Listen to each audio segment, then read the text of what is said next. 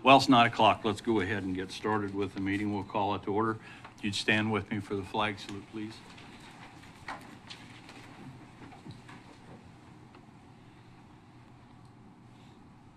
pledge allegiance to the flag of the United States of America and to the republic for which it stands, one nation, under God, indivisible, with liberty and justice for all. Remain standing if you would. I've asked John Walker, the superintendent of Central Christian School, to come open us for prayer this morning. Thank you. Let's pray. Thank you. Father, we are so grateful this morning to be able to boldly approach your throne. Father, we are grateful for the opportunity to ask for your help and for your wisdom. Father, we know that we lack wisdom and that you supply it. So, Father, I pray that you would help us this morning as our county commissioners discuss a variety of things on the agenda. Father, I pray that you would grant them wisdom, that you would help us with discernment. Father, we thank you again for the sacrifice of Jesus Christ, your Son, who was willing to take our sin and our punishment and our shame, having nailed it to the cross. And Father, that we can live life for you, that he's made a way for us to boldly approach your throne. Father, I pray for these individuals as they continue to lead in this county and my colleagues around me as they lead in a variety of different ways. Father, that you would bless them and grant them wisdom as they seek to do an excellent job in their work. Father, we recognize that we work for you. And Father, we pray that you would grant us wisdom today. In Christ's name we pray. Amen. Thank you, John.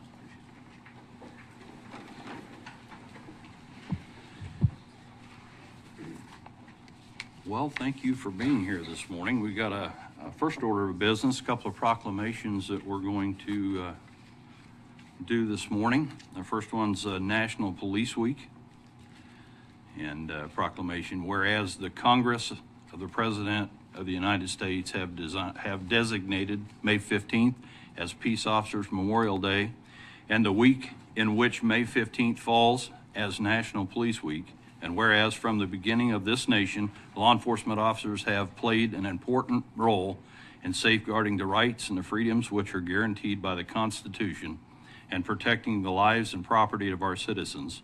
And whereas through constant application of new procedures, techniques such as are becoming more efficient in their enforcement of our laws, and whereas it's important that our people know and understand the problems, duties, and the responsibilities of their police departments and the necessity for cooperating with them in maintaining law and order.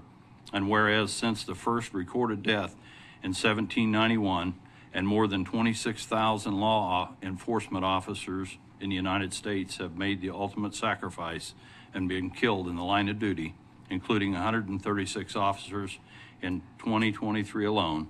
And whereas it is fitting and proper that we express our gratitude for the dedicated service and courageous deeds of our law enforcement officers and for the contributions that they have made to the security and the well-being of all of our people. Now, therefore, we, the Board of County Commissioners, call upon all citizens of Reno County, Kansas, and all patriotic civil and educational organizations to observe the week of May 12th through 18th as Police Week. Please join us in commemorating police officers, past and present, who by their faithful and loyal devotion to their responsibilities have rendered and dedicated service to their communities, and in doing so have established for themselves an inevitable and enduring reputation for preserving the rights, the securities of all citizens, and do hereby proclaim the week of May 12th through 18th, 2024 as Police Week. Furthermore, we call upon all citizens of Reno County, Kansas to observe May 15th, 2024 as Peace Officers Memorial Day to honor those peace officers who, through their courageous deeds, have lost their lives and become disabled or have become disabled in their performance of duty. In witness thereof, hereunto set our hands and cause the seal of Reno County to be affixed this 24th day of April, 2024.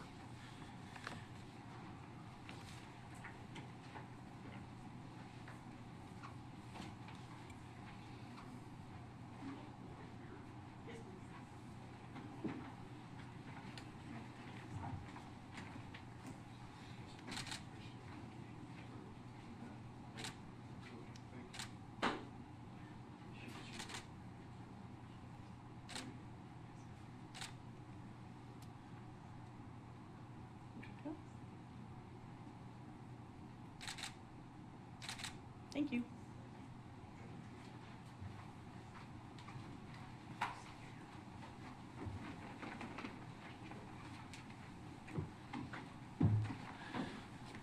I have a second one here to read. You guys aren't done getting up yet. Another proclamation, whereas surviving a crime can have a myriad of lasting effects on victims, including physical, psychological, social, and financial issues, and whereas we know that countless survivors never tell anyone about what happened to them, and whereas each of us has moral responsibly to actively participate in the healing of others, and whereas it is necessary to create safe environments for survivors of crime, providing not only support but also access to critical services, above all, hope, and whereas victim service providers, community members, businesses, places of worship, colleagues, neighbors, and family members are capable of providing victim-centered, trauma-informed, and critically responsive support. And whereas we must listen to survivors and be willing to create new opportunities for support to ensure that all victims of crimes can receive help and seek justice. And whereas we must do everything we can to show survivors that hope, the belief that the future will be better, it's not just tangible, but within their reach. And whereas National Crime Victims' Rights Week, April 21st through 27th, 2024, encourages all people to ask themselves the question, how would you help a victim of crime? And whereas Reno County District Attorney's Office is hereby dedicated to raising awareness of options, services, and hope for crime survivors. Now therefore, we, the Board of County Commissioners of Reno County, Kansas, do hereby proclaim the week of April 21st through the 27th of 24 as Reno County Crime Victims' Rights Week, and the Board of County Commissioners of Reno County reaffirms the commitment to creating a victim service and criminal justice response that assists all victims of crime or during Crime Rights Week and throughout the year, and expresses our sincere gratitude and appreciation for those community members, victim service providers, and criminal justice professionals who are committed to improving our response to all victims of crime so that they may find relevant assistance, support, justice, and peace. In witness whereof, we have hereunto set our hands and caused the seal of Reno County, Hutchinson, Kansas to be affixed to this 24th day of April 24th, that we recognize this. Thank you.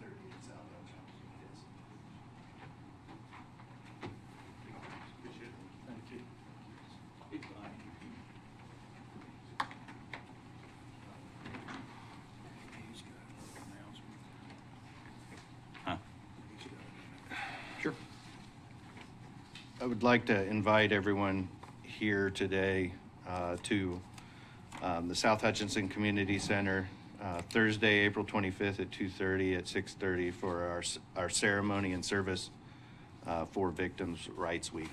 Thank you. Can you tell everybody who you are? Andrew Davidson with the Reno County District Attorney's Office. Thank you, sir. Thank you. 6:30 at the South Hutchinson Community Center tomorrow night. Yep. Thank you. Thank you, Andrew. Appreciate it. Well, we'll move into public comment. I have a couple of people that I need to get up here. First, Carrie, if you would come. And, sorry, we'll get to you here. And state your name and reason. Good morning. I'm Carrie Mayu at 10 Whitmore Road in 67502. I'm here today on behalf of Hutchinson Community Foundation to talk to you about Match Day. Hopefully you all have seen this around town and the county on billboards and posters. We've been getting the word out all month. This is something that we do about every 4 years. So the Community Foundation is here to support all of Reno County. We inspire philanthropy, leadership, and collaboration to strengthen Reno County long-term. And Match Day is an opportunity for us to help educate the community about endowments and support many of our local nonprofit organizations. So on Match Day, May 1st, we have put up a $100,000 match pool for all gifts made to 38 nonprofit endowments that day. These endowments are long-term savings accounts for many of our local favorite nonprofit organizations, everything from the arts to education, animal welfare, social services. And what an endowment is that a gift to an endowment fund increases the sustainability of the organization by providing a guaranteed revenue stream long-term for the organization, which frees them up from annual fundraising and gives them some freedom in their budget long-term. So it really helps with sustainability of initiatives and missions. So on May 1st, we're going to have a lot of activities downtown Hutchinson around the Wiley building. We invite people to come out in person from 10 to 6 that day and experience food, activities, and community in and around the Wiley building. But we will have also satellite sites around the county. So from 11 to 1 on May 1st, we will have our partners and our board members out around the county at Arlington Community Center, Haven Community Center, Nickerson Community Center, the Mustard Seed and Bueller, Partridge Community Church, and the Pretty Prairie City Office. All of those locations from 11 to 1. If you can't make it into Wiley Building, you're welcome to drop off your donations at those locations, and they will bring them in. But if you can't make it out at all, we also have online giving from 12 a.m. to 11:59 p.m. on May 1st at hutchcf.org. So you can make your contribution from anywhere in the world or in the United States and support your favorite organizations. One of our kind of sub-themes for the event is love where you live. And we really hope that people feel more connected to their organizations that they support and their community as a result of giving on this day of their time, of their contributions, and really helping sustain our organizations and our community long term. So I hope to see you all on May 1st. If you have any questions, I'm happy to answer them. All right. Okay. Thank you, Carrie. Appreciate it. All right. Thank you. Appreciate the information. Thank Sure. you. We have a resolution that was done, but I mean for reimbursements for election, but I've asked her in comment if Jenna Fager would come to the podium and just share some stats about what went on for the presidential preference primary. Yeah. And how that is. I think it'd be great information for the public to hear. So Yeah, sure. So Jenna Fager, the deputy county clerk, and for the March 19th, 2024 presidential preference primary, we have about 42,000 registered voters in Reno County. We had 2,950 voters participate in the election. The total for the election, the total cost was $55,168.53. So that breaks down to a total of $18.70 per vote. So, Okay. That's pretty straightforward. yeah. I appreciate it. Well, sure. So thank you. Thanks. Just as a point of reference, that will be a state reimbursed thing, I think, isn't it, Randy? Yes, the state reimburses that cost, and I think there's a file to pass around or a piece of paper for Yeah. everyone to sign so that we can get that reimbursement from the state of Kansas. Yep, we've done that, so, thank you. Appreciate it, ladies. Appreciate your hard work, so. Well, anybody else here for public comment today? Try to kind of limit yourself to maybe 5 minutes and state your name and where you're from. Adrian Moore Baxter, 1902 Westbrook Drive. Be cautious when our newspaper, the Hutchinson Tribune, posts a light agenda for the Reno County Commission on Wednesday. That opens our commissioners to their constituents who have been meaning to have their voices heard. I appreciate your time for public comments. My comments this morning concern organic waste and its disposal. The importance of land as a vital resource. If land in Reno County can't be kept virgin, at least it can be preserved to grow crops or left for wildlife and people to enjoy.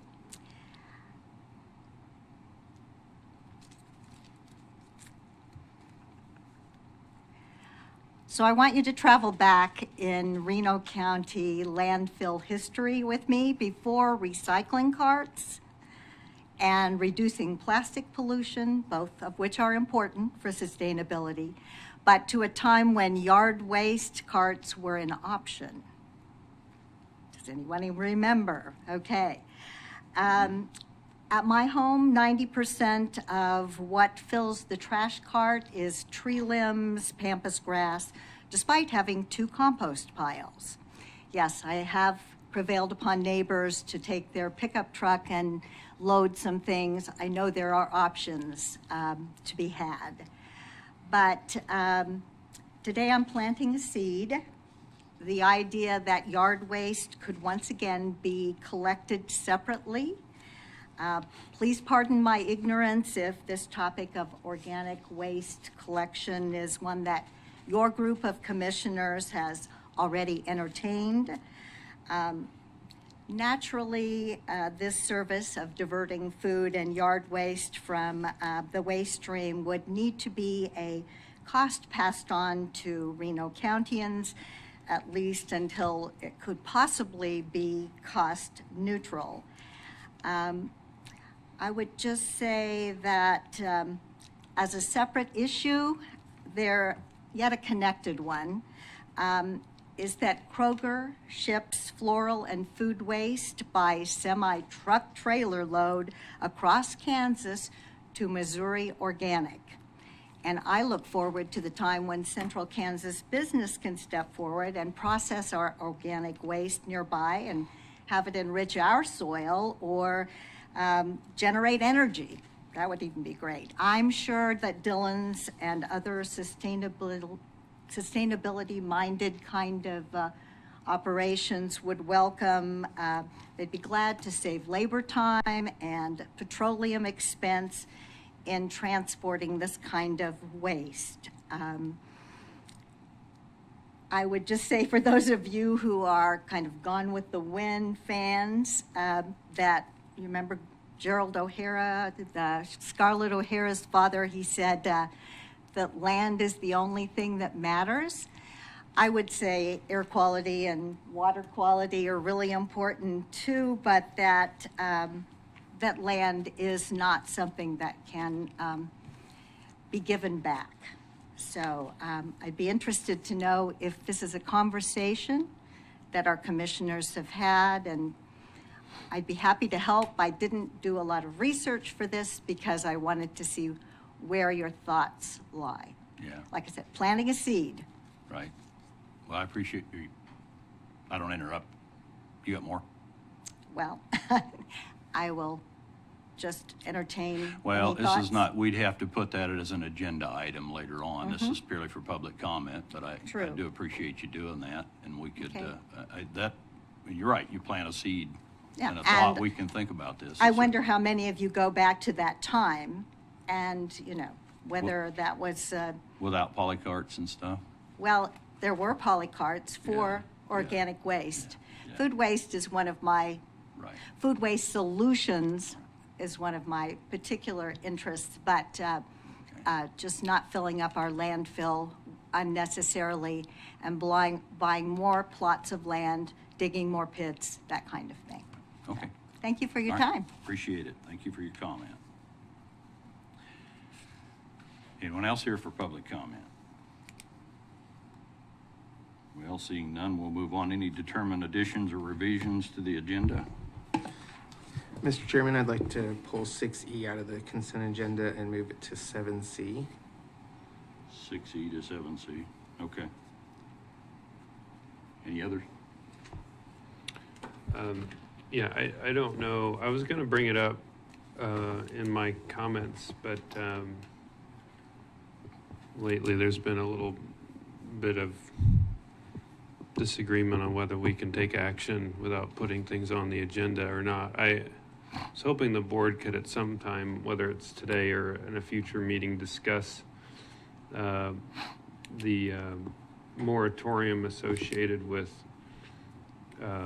residential solar. We didn't ever close that discussion. I know Randy put that in his report 2 weeks ago.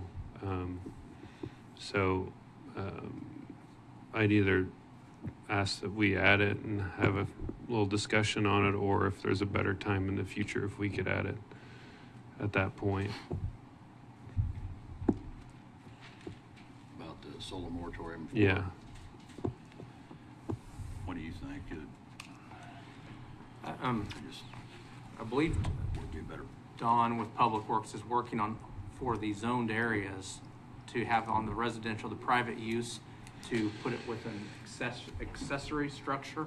I think they are already kind of working on that with the assumption or the understanding, you guys have kind of talked about that, but if you want to put it on the agenda, we could put it on later today. I can have call Don and have him come at the end of the meeting, or we can put it on the next meeting if you want more discussion about the process. 'Cause That was this- it. I knew he was working on something. I didn't But know it's if it'd just be for the better zoned next areas. meeting or. It doesn't matter. I just would like to talk about it at some point. So If you don't mind, let's Sure. move it to the next Okay. meeting. I think that'd be Thanks. better. Because Don's not here, it'd be a lot more convenient if he could be here, so, to do that. So let's move to put that on next agenda then, so. Yes, sir? no, I'm good. I don't know. The monitor. Power it down, power it up. There should be a power switch on there. Maybe it'll come on, so. We lost a monitor over here, so. Any other additions or revisions? Just maybe a comment. I'm not sure that any of our zoning regulations refer to putting a building up versus, I didn't realize that was part of it. I thought it could go on buildings right now regardless. Well, yeah, I guess I almost jumped in, but the moratorium does not apply to rooftop solar. So rooftop, it's just a question of non-commercial solar that would be, I'm sorry, now I'm blanking on the word, that would be off the rooftop at a side structure. That's what they're working on regulations for. But if it's a rooftop, you can do it in the zoned area, no issue there. And I think putting on a future agenda, the more direction we all get from the commission and clarity will be good for everyone.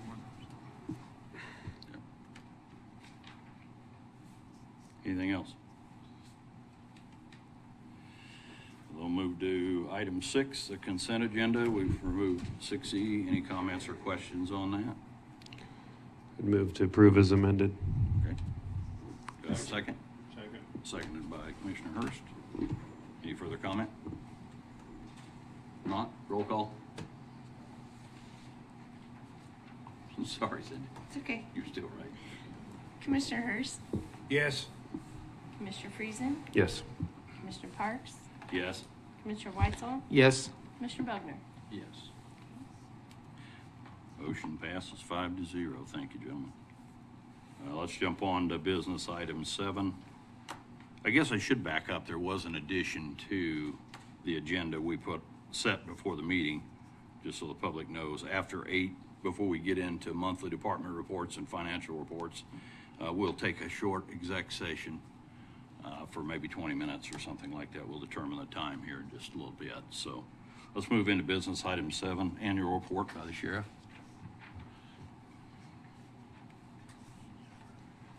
Good morning. Morning, Commission, gentlemen, ladies. There's always so much going on, trying to condense it down into a short package. So I'll try to keep it as brief as possible, but try to give you the most information I can. The Reno County Sheriff's Office mission is to ensure the highest level of public safety while protecting the rights and dignity of those we serve through community partnerships and unbiased enforcement of the law. The sheriff is responsible for maintaining a county jail, civil process, offender registration, concealed carry permit processing, along with preserving the peace. The sheriff's office is responsible for assisting deputies with developing a career-oriented model for professional development that encompasses short-term and long-term goal requirements, which requires education and provides a diverse background for the agency. The education and career management processes are how we are measured against each other for service in challenging positions of greater responsibility. Deputies should plan for a career that embraces the continuous learning model over the course of their career, and that encompasses the 3 pillars of leader development: education, training, and experience. Things are always changing in law enforcement every day. The Correction Division is led by Captain Levi Blumenhurst. The Reno County Correction Facility is a 24-hour, 250-bed facility. When fully staffed, it consists of 4 civilian staff, 30 deputies, 5 corporals, 4 sergeants, and 1 lieutenant that work between 4 different shifts. Currently, there are 4 deputies that are still performing on-the-job training, and 3 new hires will begin on May 6th, and that leaves 3 vacancies remain to be filled to be fully staffed. Since April 1st, 2003, there have been 98 applicants. Of those, due to testing, interviews, and backgrounds, only 24 were allowed to be hired. During this year, the correctional facility focused on training for jail deputies and supervisory staff. 8 deputies attended crisis intervention training, and all correctional staff completed an 8-hour course in de-escalation training this year to further help our population. By de-escalating an issue, they are less likely to be use of force scenario where a risk a deputy or inmate becomes injured. This year, we also hosted training for our staff on taser, OC spray, defensive tactics, tourniquet applications, and many more topics.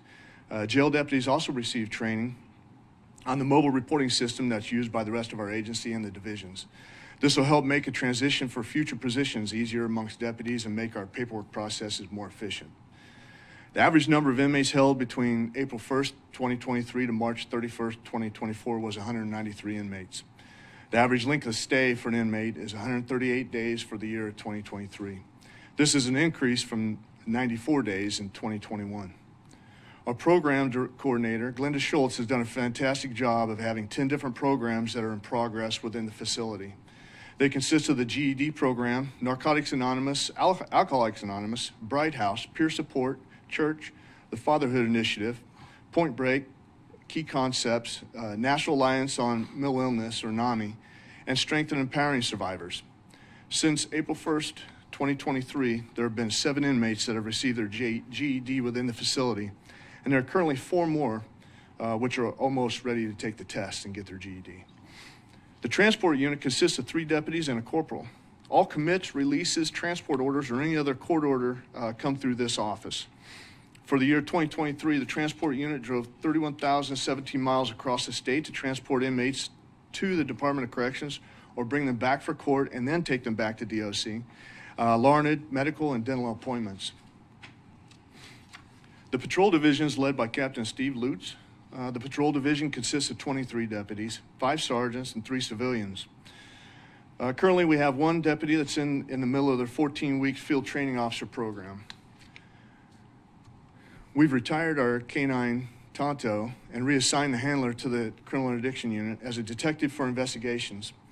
We're currently in the process of finding a patrol deputy that wants to become a canine handler and keep the canine program operating. This will consist of a new canine and a lengthy training. There are currently 5 reserve deputies in the reserve program. With these low numbers in the reserve program, we'll have to help with manpower using full-time deputies to continue the same services that we provided in the past. The Sheriff's Office partners with the Kansas Department of Transportation and its special traffic incentives.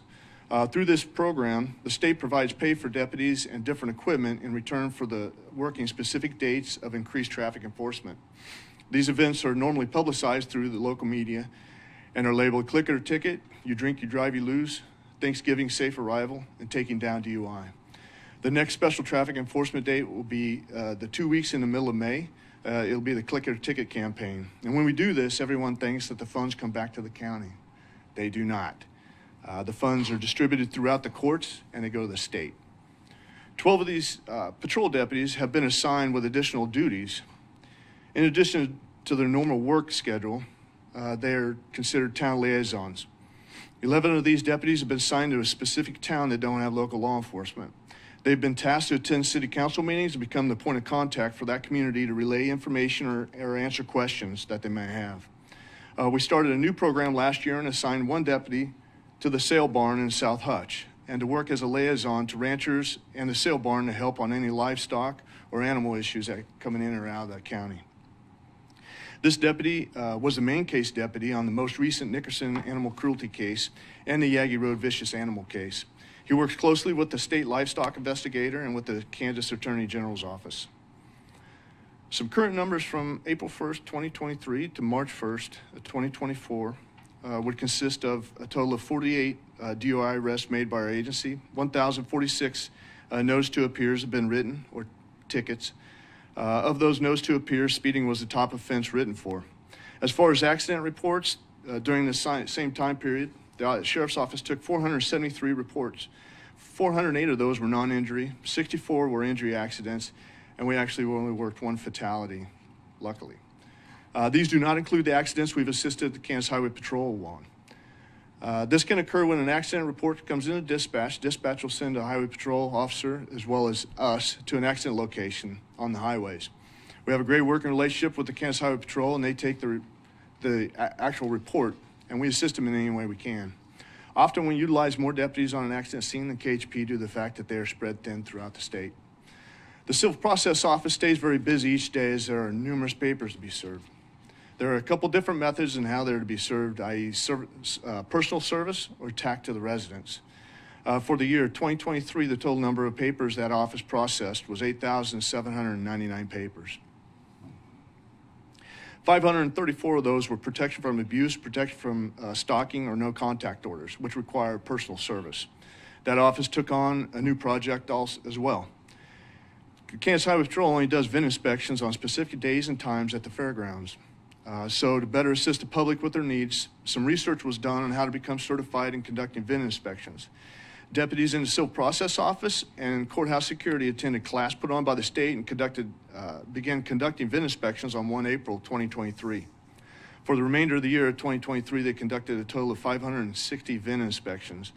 These are not only conducted at the courthouse from 7:30 to 10 in the morning. The deputy assigned to the courthouse security and the supervisor attended some excellent training on courthouse security and came back with some phenomenal recommendations. For the year 2023, there were a total of 68,815 people that entered the courthouse with a daily average of 314. There was 1 gun located, 5 pieces of ammunition, 893 knives, 121 chemical agents, and many other instruments that were discovered and not allowed into the courthouse. The detective division is led by Captain Sean McClay. The detective division consists of 2 deputies, 11 detectives, 2 civilians, and 4 part-time civilians. This makes up the major case investigations, warrant detectives, offender registration, and the drug enforcement unit. Currently, there are 3 vacancies from being fully staffed. The 2 warrant detectives fly or drive across the country bringing back absconders on warrants signed by a judge to face prosecution. Currently, there are 1,418 active warrants. Within the last year, there were a total of 809 warrants served. Currently, they're preparing to fly to New York and bring back an arrestee to court. The warrants served and brought back to trial in this capacity are only on felony warrants. The drug unit was taken out of operation for 2 months due to staffing. That unit has been put back in operation and is in full swing. 2 of the vacant positions in this unit.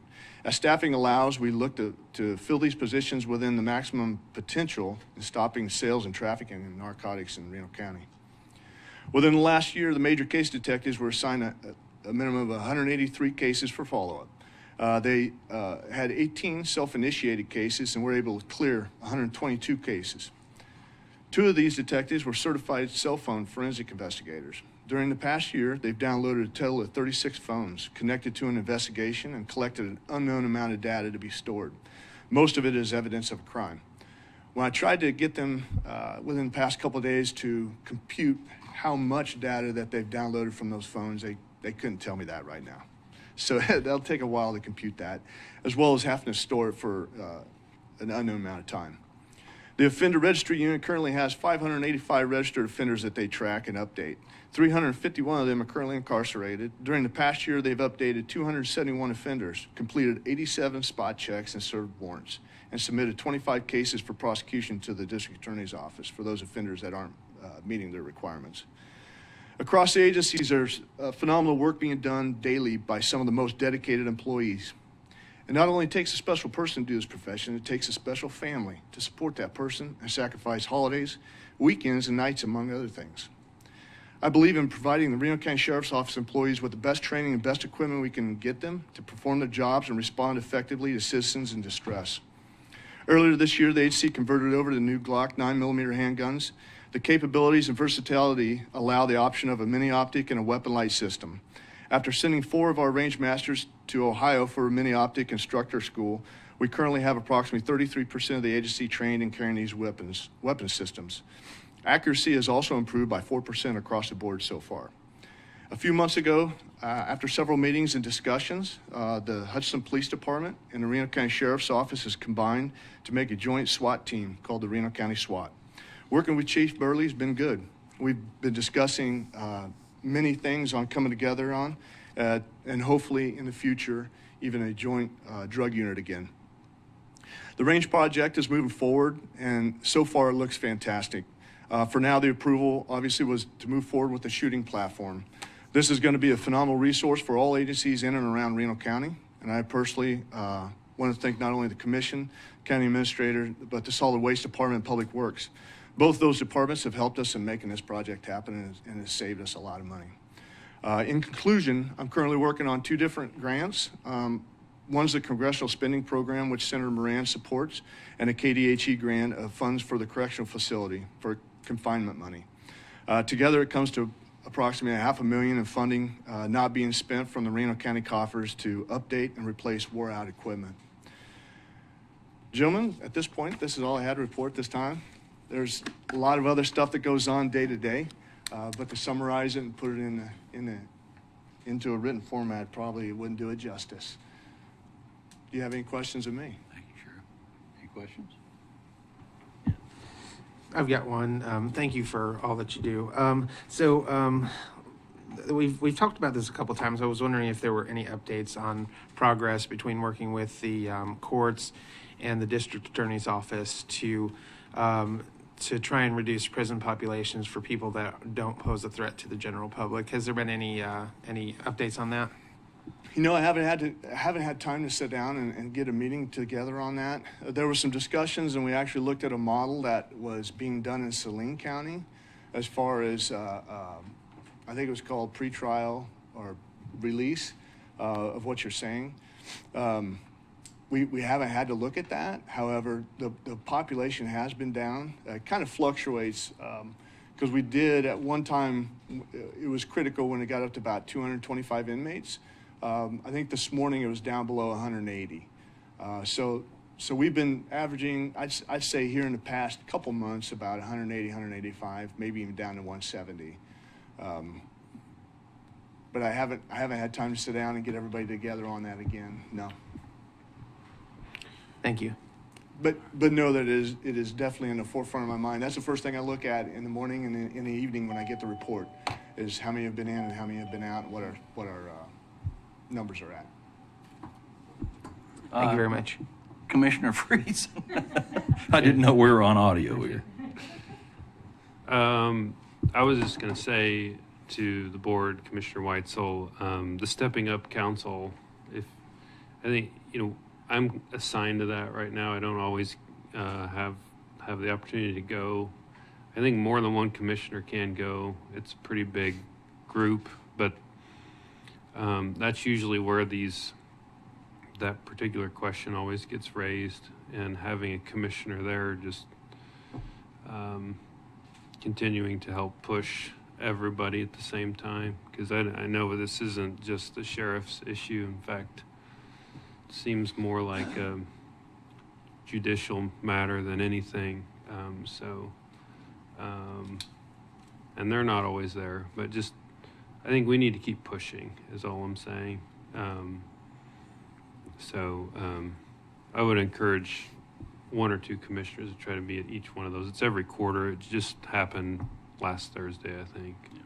So, and yeah, thank you for you and your team and your service to our community. It's not, we take for granted, and we heard this morning, you have a very dangerous job. And, I think we need to acknowledge what you do for our community and the risks you take every day. So thank you for that. I know we've been working hard, and we're continuing. We appreciate your feedback on pay and that you need better pay for your people. And we've been trying to do that. And we've done that a couple times in the last year or so. And it sounds like that's helping some. It is. Yeah. That's great. And I'm just really encouraged by the efforts to re-engage all of our partners at the City of Hutch. And I'm glad some changes were made there, and it seems like things are really working a lot better now. So thank you for re-engaging when the time is right for that, and being patient on that. And then thank you for re-establishing the drug task force. I think that's great for our county, and we need it. Thank you. Absolutely. For being a young deputy and taking part in working in the drug unit, I know how important it is. I know about all the intel that comes in daily about things that are going on. So it is important. Chief Burley and myself actually met for coffee at Scuttlebutts one morning. I look forward to doing that. It's been good to talk to Bryce and visit with him. I've known him a long time, so. Good. Thank you. Yes, sir. Any other comments? I would ask that, I think Commissioner Friesen made a very good point with the fact that about the Stepping Up Council. And I think it would help if all of us, if you could send an email letting the commissioners know when it would occur. Yeah, I'll send a note. United Way drives that meeting, so I'll make sure every commissioner is on the list. Yeah. Because I think that's something that we as a commission should see what's going on and state the viewpoints as Commissioner Friesen said. Sure. Any other comments? I agree with that. I sat in on one of those meetings. I didn't get a chance this last one, but what's the time frame on that meeting again, Sheriff? So it is once a quarter. It's usually on a Thursday. It's like lunchtime, isn't it? Yes, it is. It's Yeah, over so- lunch. Lunch is provided. Right. We try to keep it within an hour because everybody has important stuff going on. Right, yeah. So it's a doable meeting. I didn't make this one, but yeah. And so Yeah. it's a good one to be at. And again, go ahead. No, it is important, and it seems like when you talk about mental health, that it kind of revolves around a lot of things. I attend throughout the month maybe 4 or 5 different meetings, and it's just I think the core topic that comes up in all these meetings is mental health, mental illness. That seems to be the center focus of it. You're right. So yeah, a lot of what probably encountered at the jail is dealing with that as well. And so thank you for the numbers about those graduating high school. I think that's cool in a jail. I'm really impressed with that. And thank you, Sheriff, for your service, for your staff service. And also, I've watched you, and I think the innovation and the things that you've done and the care you have for the people really shines through as a character of who you are, and I appreciate you serving us here in Reno County in that capacity. Thank you, sir. I certainly know I go to bed at night feeling well that we're protected around the county and with you and the sheriff, and I too am just elated that the relationship's being built again between the police. I think Thank you, sir. great things can happen there. Thank you for taking. Absolutely. Some And we have initiative. some really phenomenal employees working for the sheriff's office. So You do. Thank you for your support, Yeah, all of you. thank you so much. Goodbye.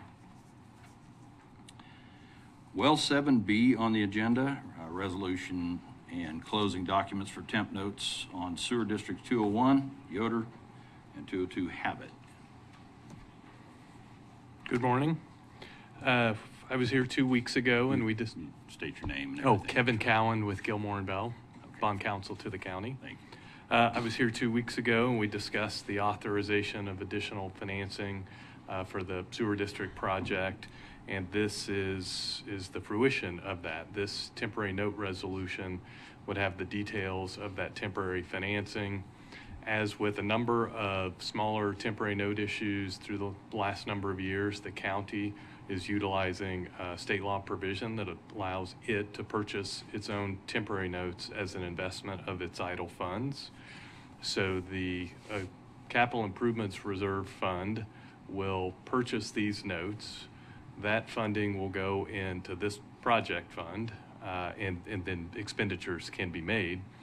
And then when the notes are retired, the notes will be paid with interest to the Capital Improvements Reserve Fund. So again, it's both an investment of the county's idle funds and a temporary financing for this project. Interest rate is 3.5%, which is a pretty representative interest rate in the market right now for this sort of financing. And so that's what your idle funds will earn on this while the notes are outstanding.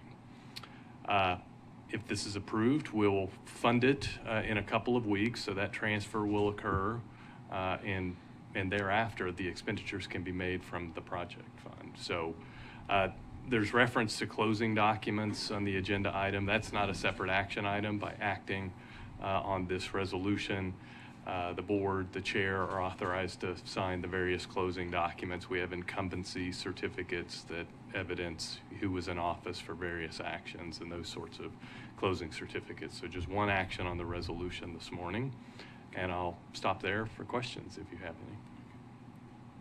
Yes, Commissioner Friesen? I'd motion to approve resolution 2024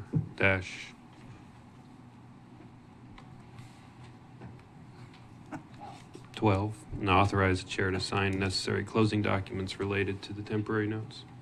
I got a second? Commissioner Bogner? Any final comments? Not? Roll call? Commissioner Hurst, Yes. Commissioner Friesen, Yes. Commissioner Parks, Yes. Commissioner Weitzel, Yes. Commissioner Bogner. Yes. All right, motion passes 5-0. It's good to get motion going on this project too and get something done, so. Let's move to 7C. That was an item 6E that was moved from the consent agenda for discussion. Appointment of Susan Kaufman to serve a 3-year term on the Council of Aging. Commissioner Weitzel, did you have? Okay, so I asked about this, and apparently we have 4 seats open on the Council of Aging, or Council on Aging, and 1 applicant to serve a 3-year term. Again, my objection to this isn't because anything Susan Kaufman has or hasn't done. I just would like the opportunity for the board to interview anybody that we appoint to any of these councils or boards. And so, I've always been voted down on this on the past, so I just wanted to bring it out of the consent agenda item so I could vote against it for that reason. Okay. Appreciate that. Do I have a motion for the approval of Susan Kaufman to serve a 3-year term on the City Council of Aging? So moved. Second. Commissioner Friesen, seconded by Commissioner Hurst. Further comment?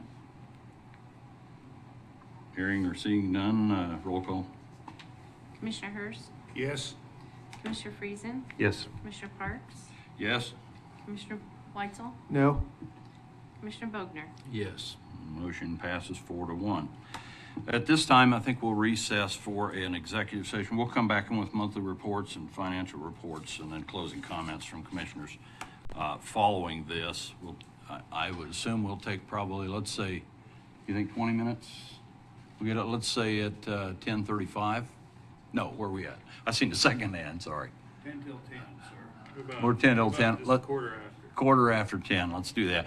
I motion to move the board to enter executive session until 10:15 with the county administrator, county counselor, the subject matter to be legal obligations of the county, and the jurisdiction for the executive session is to discuss confidential legal matters which are protected by attorney-client privilege.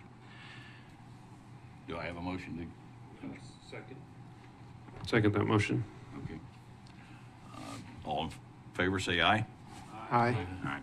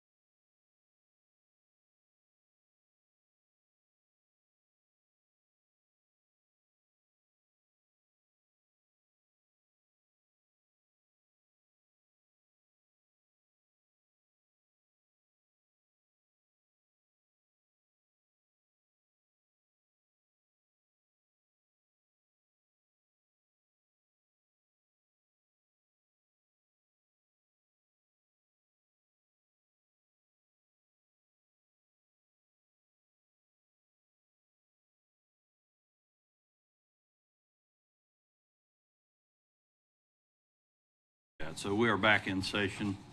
We'll move on to 8A, monthly department reports, and then you can just go right from that if you want to, financial. Monthly reports that are in the packet for this meeting are the Health Department, Human Resources, IT, Maintenance, Public Works, Solid Waste, the Treasurer, and Youth Services. Also, along with the monthly reports as another attachment was the 2023 County Engineers Annual Report. It kind of specifies different roads and bridges, amount of work done, lists some townships also, but didn't know if the commission had any questions on those monthly reports.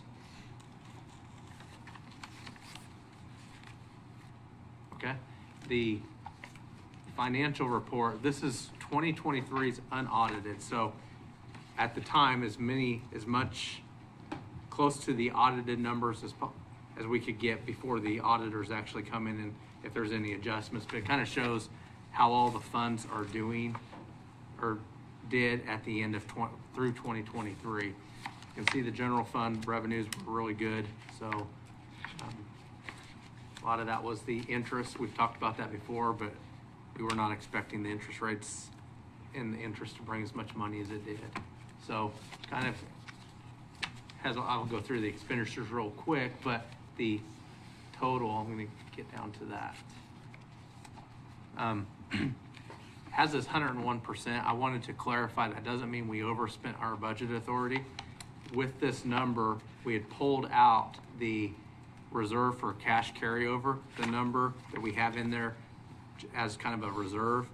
So it wasn't actually 101% of budget authority. It's just of the expenses when we remove that reserve. So we did use basically we used some of the reserves plus the total budget authority of the expenditures. But we still began the year and ended the year better than we began the year, which will help with the 2025 budget. Doesn't mean that the budget's going to be easy for 2025. It's just we are in better shape than what we were originally thinking that we would be. So any question? And kind of the same for all the funds. Aging went down a little bit. Public health went down a little bit, but it's still in really good condition. Noxious weed slight increase in the cash balance. Special bridge went down. Road and bridge, it went up. It's in good condition right now. And all of these do have the transfers that we put into reserve funds. So all those transfers have been accounted for. Any questions as we go through here? I know I'm going fast, but I didn't know if you had any thoughts, concerns, or questions on the funds. Employee benefits, that's one that did go down when we did the 24 budget. We also had decreased that a little bit for the reserve, so that will be the one fund to watch out for in the 25 budget, because that's where we pay all the federal taxes, payroll taxes for all employees and the health insurance. So as wages increase and have increased in 23 and 24, the employee benefits funds takes a hit on that. And then when we're fully employed, also we use most of the budget authority. We need to replenish that. It needs to be replenished. It's one we need to be careful with, yes. And then through these agency funds or special parks, now has 25,000. But I want to see if there's any questions on any of these.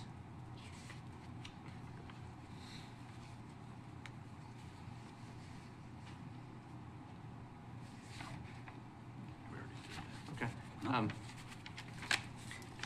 The other item I had on my report, I just kind of wanted to bring this up to you guys. I've been talking with Commissioner Hurst and Commissioner Parks a little bit about having another meeting with the mayors of Reno County, various mayors, so the 5 commissioners, if you're available some evening, it'd be after hours, in either May or early June, that we would invite all the mayors, and if the mayors could not attend, maybe the city clerks or city administrators, if they have one, to just kind of a a roundtable discussion. Wouldn't be very many topics, just invite them to some location in Reno County and have a conversation about what's on their mind for their cities, and you can talk about county issues also. So wanted to get that on your radar, so to speak, of dates. I was probably thinking of maybe a Monday or a Tuesday. I'm not sure when some of the cities have their meetings, so maybe. I can tell you there's quite a few of them on the first Monday, Okay. and there's a few on the third Monday, and South Hutchins is on the second and fourth Monday, So Mondays would not work. and Bueller's on the last Tuesday. Last Tuesday. Okay. Yeah. Okay. Yeah, I mean, really, Wednesday's the only day that wouldn't work for me. Right. Yeah. Figured Wednesdays and probably Fridays, because people probably don't want to have a meeting after hours on Fridays. Not So. unless it's more fun than normal. Yeah. Not at taxpayer expense anyways. I guess we do have a mayor here, he could give an idea. Put Arlington on the spot. But, so maybe on like a Tuesday or a Thursday, I can look at, and I'll reach You out. thinking June or May? I'd rather stick with May. If we could do May, it's just going to be probably toward the end, just because of the timing and finding a location and setting it up. It'd probably be like 5:30 or 6 o'clock in the evening. One thing I would suggest is circling up with the mayors ahead of time, getting some topics. I got a little feedback from the last one, and that it was kind of, one of them kind of felt like it was just kind of, just to hear them, and we're not really here to do anything. We're just here to let them, and it's the conversation really diverged all over the place, and a lot of times it goes into challenges that the cities have that we can't even help with. But if we would focus on areas that we can help with and maybe bring some solutions to talk about, I think they would appreciate that more than just making it seem like it's just a sounding board that, we're checking a box or something. Right. In talking with Commissioner Hurst earlier this week, we had talked about some possible topics that would affect everyone. We could bring up the NRPs, that discussion. NRPs are good. The housing they always want study. to talk about roads and what our responsibilities are and why we're not plowing the snow in certain areas. So if we had a few items on the agenda, but then the rest would just be discussion, or I could find out from the mayors what's on their mind that they think they want the county to know about. Well, and if you could copy the member whose district it is. Okay. I don't know if that's too much work to do it. But At one time, then we could help. Okay. Kind of make sure, that they respond. Sometimes. Okay. sometimes some of the cities had some problems, and they were able to relate how they solved that problem to another city, and that, Facilitating. that might just allocate a certain amount of time for that. That way you don't have it jumping all over the place. What do you think of that? That's good. And Don's a really good resource for, like getting sewer and water grants and loans. And I know like City of Bueller's mayor has just reached out for help on how to do things for their water projects. So. Okay. Are there any, so I'll find a day of the week, probably a Tuesday or Thursday, but you don't have to let me know right now, but if you go back and look at your calendar, if there are any specific days to not touch, let me know before I start.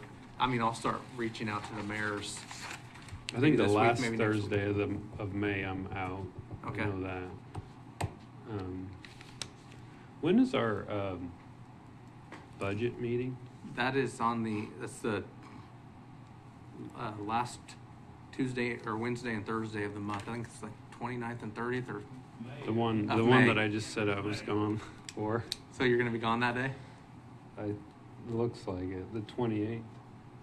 No. Oh, sorry. 29th and 30th. I'm in March. The 30th. 30th? Let me have my calendar in front of me. So we have budget meetings the 29th and the 30th Yes. all During the day. From about 8 to 3 or 4, yes. Last year we did it in a day, 4 hours, I think. Yeah, that was my objection too. I thought 2 days was way too long. Yeah. The difference is on this one, last year, we brought all the partner agencies, came to a normal commission meeting like this time of year and gave their presentations, but there was really no discussion about their budget. It was really their time to present. And then at the budget session, we didn't have those partner agencies here last year, and we only had about half of the departments that came and presented their budget. So When do you need the feedback? feedback on the dates. Budget.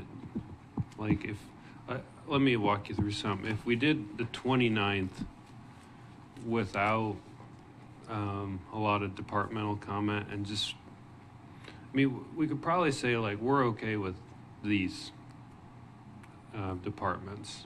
We don't, so, you know, you don't really need a lot of feedback if they're getting what they want.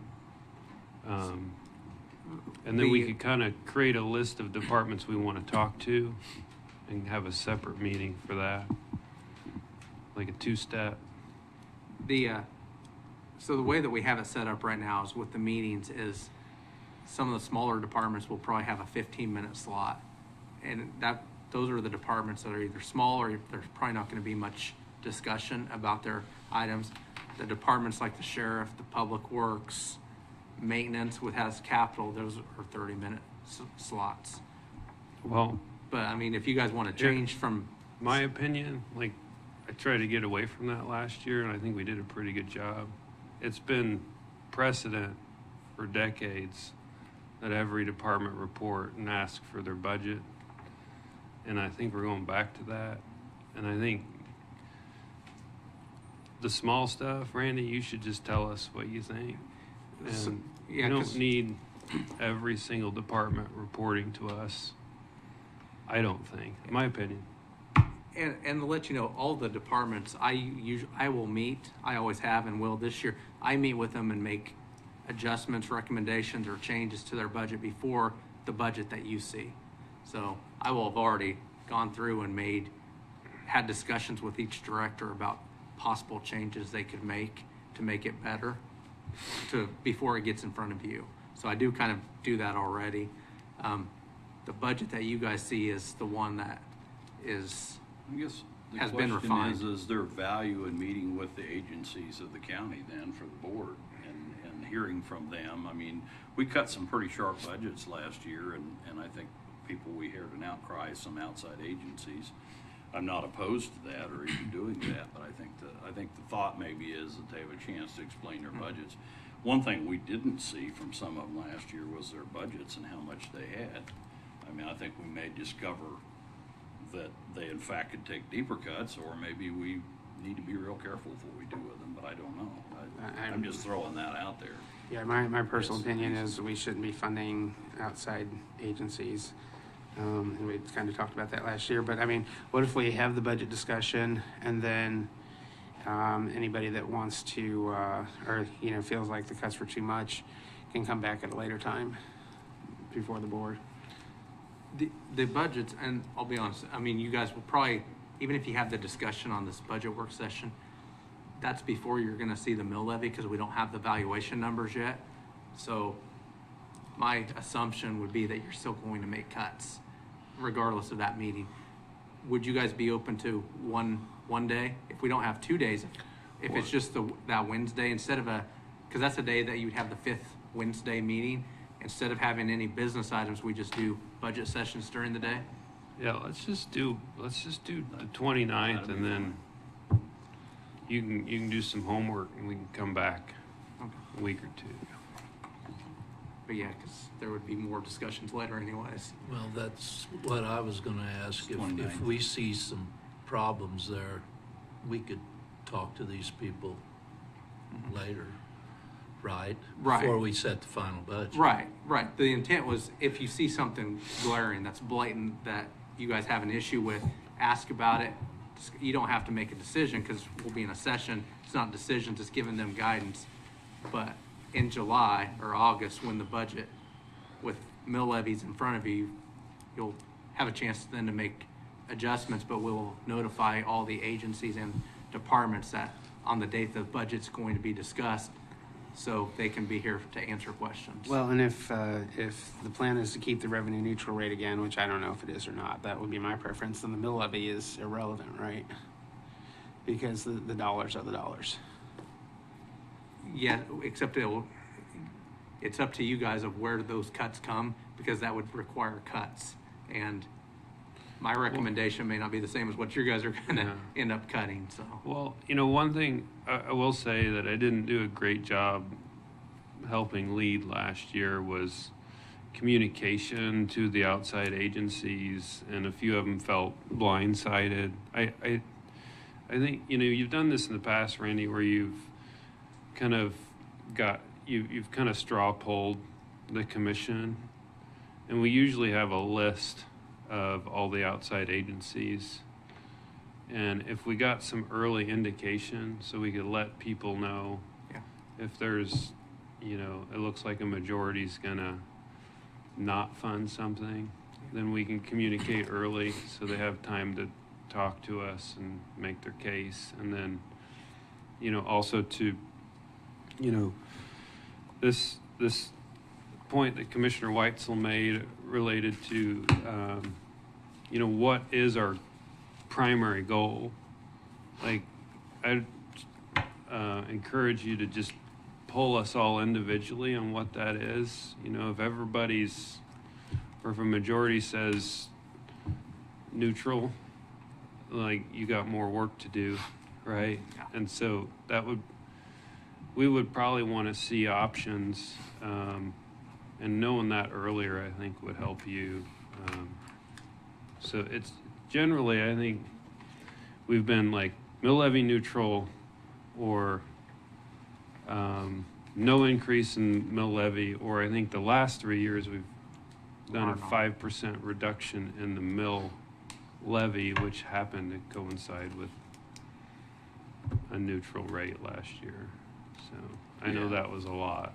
Yeah, well, I just kind of felt like, Ron, I know you want to say something, we just kind of cut real quick and got it down. And whether I agree or disagree with funding outside agencies is really a moot point at this point. But I do feel like they were kind of blindsided. Yeah. They need to have a chance to hear from us a little better, because we had a pretty good outpouring of a couple of things that we did hear from the public coming back after we done that. So maybe we could divert some. I don't of know as that well. changes. Mr. Hirsch wants to say something.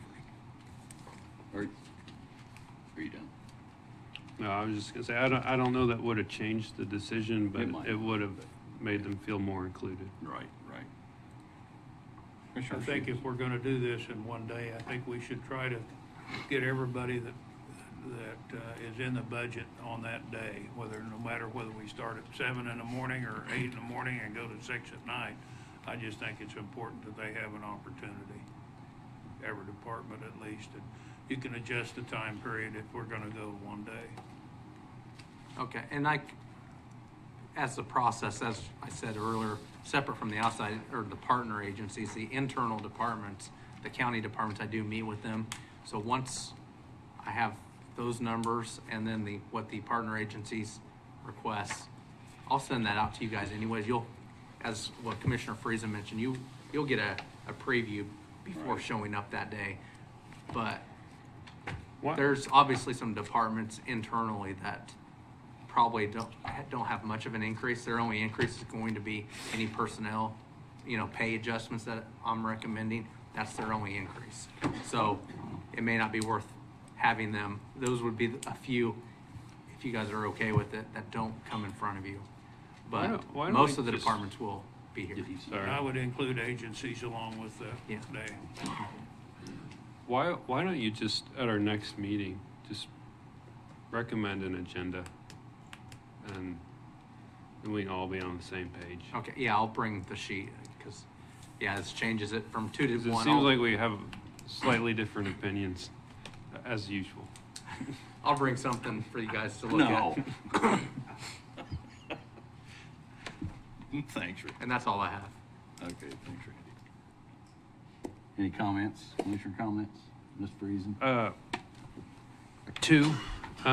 One is I read this letter this morning from Sharon Hickson. I don't know what the silver-haired legislature committee is. Is this a real thing? It's a real thing. Yeah. Well, I thought they had really good ideas in here. I mean, these are some of, I'm sure, the wisest people in the county. And, you know, I just wanted to read a few. Desire for more civil compromise between polar opposites. A request for the voter registration list to be cleaned up by removing deceased persons.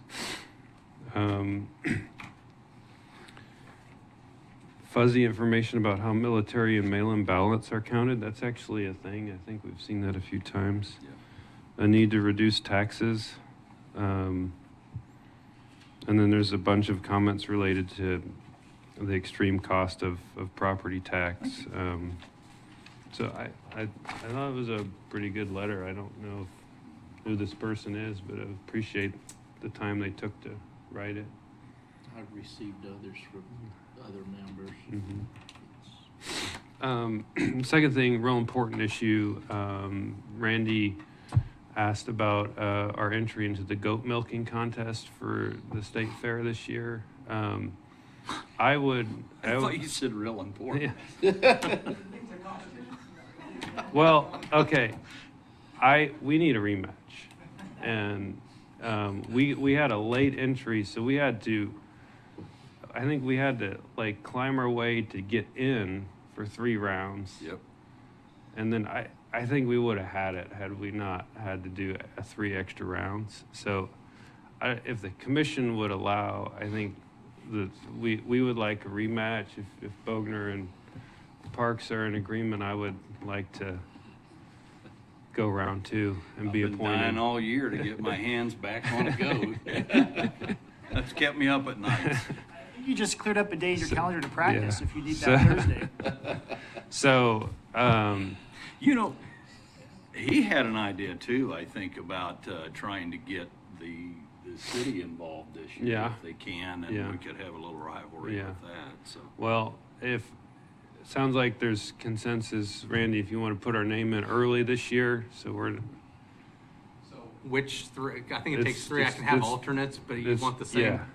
3. We need we need to redeem ourselves. All right. What he's saying is they used too many goats in the preliminaries Yeah. that We gotta- we didn't have the choice of goat we needed in the end. No, she didn't give us much milk. We're Maybe blaming you the could get a goats. hold of Extension and find somebody who's milking some goats in practice. I think we did all a right. good job for. Yeah. Not of milk. A couple of us are splashing it out of the bucket. So, yeah. That's all. Thank you. Commissioner Bogan? Attended the. Yeah, I was one who attended the Kansas County's meeting at Pittsburgh last week. Learned a lot. They also took time to take in the 30 by 30s meeting with the other group that is working on this up here in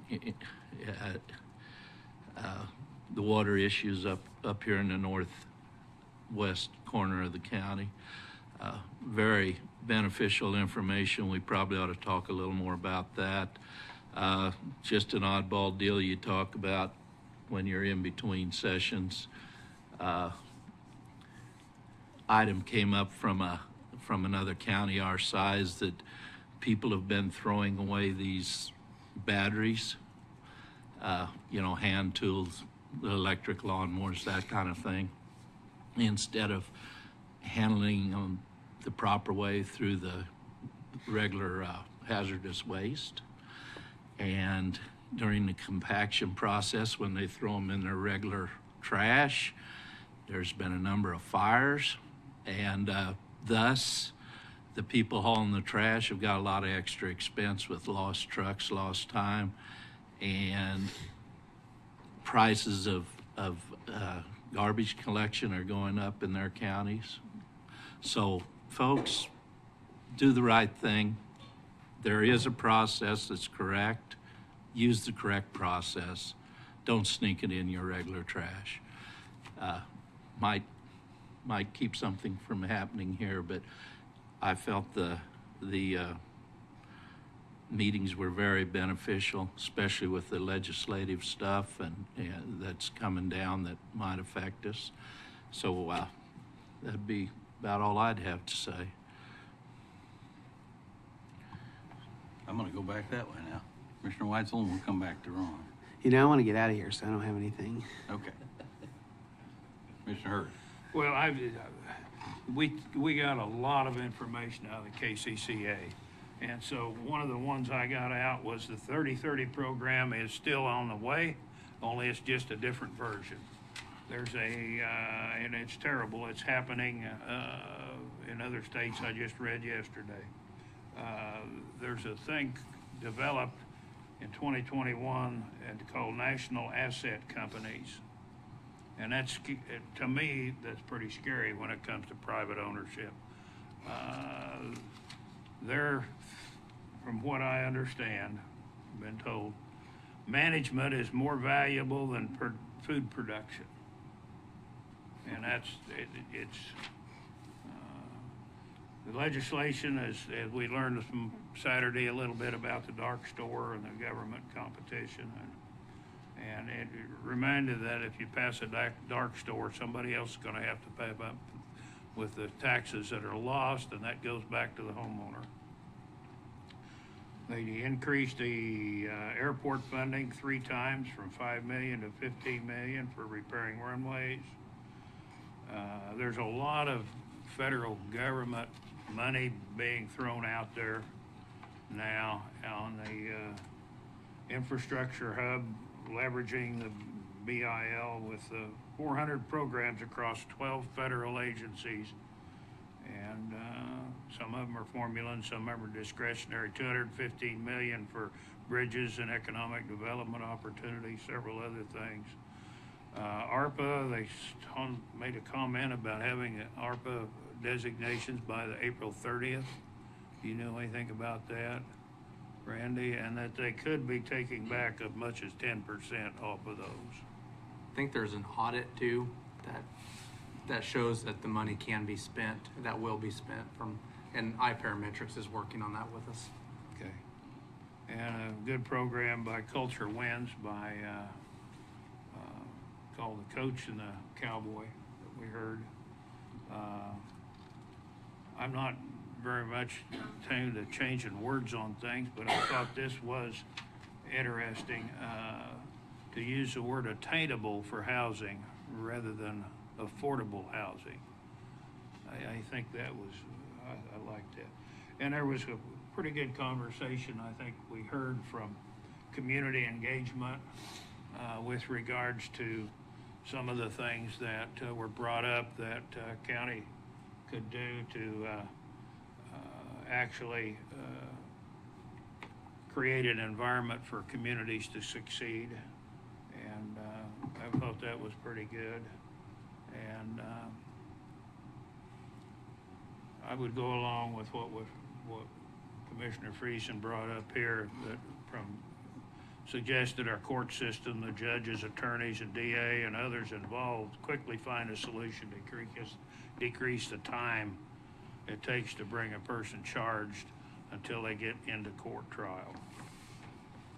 And I want to thank all of our employees. I think they're highly qualified, capable, hardworking, diligent, and I think we want to support all the employees as much as we can because they're doing, I think, a great job on all departments. Mine will be brief. One of the things that I pulled out of that meeting, I did go to that when you talked about the hub and these federal and state dollars combined that are available. I did call Randy Partington, talk to him about the bill grant. I know some of that was used on some projects on a bridge here a while back. However, that guy stated that the bigger the project, the more combined entities, the better chance you have at getting money. And I think we got a project now going on with City of South Hutchinson, Reno County, and I don't know if there's any other entities in some of the waterways and sewerways and improvements we need to make to some of the infrastructure for industrial parks and some of that stuff. And that would fall right in line with what he talked about. Now, if we could write a grant to try to combine those, if they're on board with that, it may have a good chance of at least getting looked at. My understanding that if you get approved by the state, it's in holding to see if you get the federal match. But at any rate, it would be worth pursuing, I think, because we've got a lot of expense and you know, a lot of the things they talked about, like you said in the breakout with attainable housing, was some of the pre-infrastructure that needs to happen for any industry to come here. That, child care, and certainly if we don't have the place ready for an industry to come, and this would fall in line to try to get a grant. So I think you'd indicated, Randy, that you'd do some talking around and see if that's something we could work towards. So. When's their meeting in April coming up? I think in Salina about that. I think so. I wrote it down here, but it might be tomorrow. I can't remember. Yeah. Anyway, that's all. With that, that's all I have. Any other further comments, anybody? Not, we're adjourned.